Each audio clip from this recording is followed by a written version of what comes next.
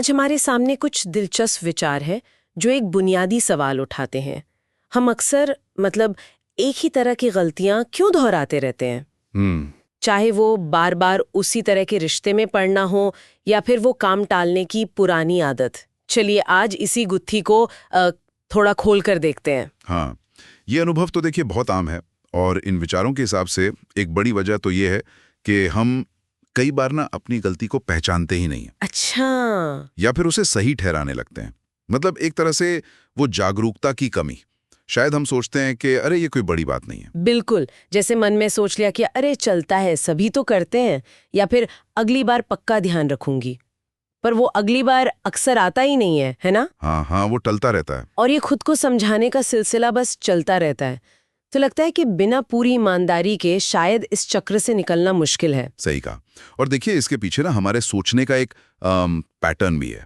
हमारा दिमाग पैटर्न पहचानता है और उन्हें दोहराता है, खासकर अगर किसी व्यवहार से थोड़ी देर के लिए ही सही पर आराम मिल जाए या कोई इनाम, जैसे काम टालने से उस पल की चिंता तो हट जाती है। भले ही बाद में ज्यादा परेशानी हो, तो दिमाग उस फौरी राहत का वो आदी हो जाता है। अच्छा, तो एक तरह का आराम का जाल है। और यहीं पर एक और दिलचस्प बात सामने आती है जो इन विचारों में है, वो है बदलाव का डर। हाँ, ये भी है। कभी कभी हमें पता होता है कि सही रास्ता क्या है, लेकिन हम फिर भी पुरानी राह पर चलते हैं। क्यों? क्योंकि बदलाव मुश्किल लगता है। बिल्कुल, उसमें मेहनत लगती है। हाँ, थोड़ी असहजता होती है, अनुशासन चाहिए होता है, तो वो जानी पहचानी गलती दोहराना ज्यादा आसान लगता है, भले ही वो हमें दुख दे रही हो। और डर के साथ साथ ना भावनात्मक पहलू भी बहुत अहम है। जैसा कि इस विश्लेषण से पता चलता है, कभी कभी लोग अनजाने में पुराने दुखों या जो अनसुलझी भावनाएं हैं उनसे निपटने के लिए वही गलतियां दोहराते हैं। जैसे मिसाल के तौर पर कोई व्यक्ति बार बार ऐसे साथी चुनता है जो उसे ठेस पहुंचाते हैं। शायद इसलिए क्योंकि अंदर कहीं बहुत गहरे में उन्हें लगता है कि शायद वो इसी लायक हैं। तो जब तक उन गहरी भावनाओं पर काम नहीं होता, वो पैटर्न बना रहता है।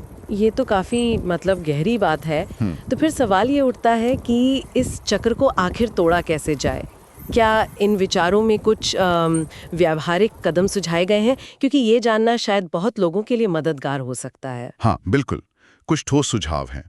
देखिए, पहला कदम है गलती को लिखना और बिना किसी बहाने के स्वीकार करना कि हाँ, ये हुआ। लिखना? अच्छा। हाँ। फिर दूसरा, पैटर्न को पहचानना। खुद से पूछना कि ये गलती करने से ठीक पहले मैं कैसा महसूस कर रहा था या कर रही थी, कौन सी भावनाएं से ट्रिगर करती हैं। ट्रिगर को पहचानना। हाँ। फिर सबसे जरूरी, प्रतिक्रिया करने से पहले एक पल रुकना और सोचना। बस वो जो फौरी रिएक्शन होता है ना, हाँ, उसको एक सोचे समझे एक्शन से बदलना। रुकना और सोचना, ये सुनने में तो आसान लगता है, पर शायद असल में सबसे मुश्किल यही होता होगा, खासकर जब भावनाएं हावी हों। बिल्कुल बिल्कुल। इसीलिए किसी भरोसेमंद दोस्त या कोई सलाहकार हो, उनसे बात करना भी बहुत मददगार हो सकता है। हाँ, बात करने से शायद चीजें साफ हो जाती हैं। हाँ, अपने विचारों को बाहर निकालने से अक्सर तस्वीर साफ हो जाती है। और हाँ, एक और अहम बात, अगर गलती फिर हो जाए, और देखिए ऐसा हो सकता है, हम इंसान हैं। हाँ बिल्कुल। तो खुद को कोसने के बजाय ये देखें कि क्या इस बार उसकी तीव्रता या फ्रीक्वेंसी क्या वो कम थी। अच्छा, कितनी बार हुई या कितनी बड़ी थी। हाँ, उस छोटी जीत को पहचानना भी प्रकृति है, हार मान लेना हल नहीं है।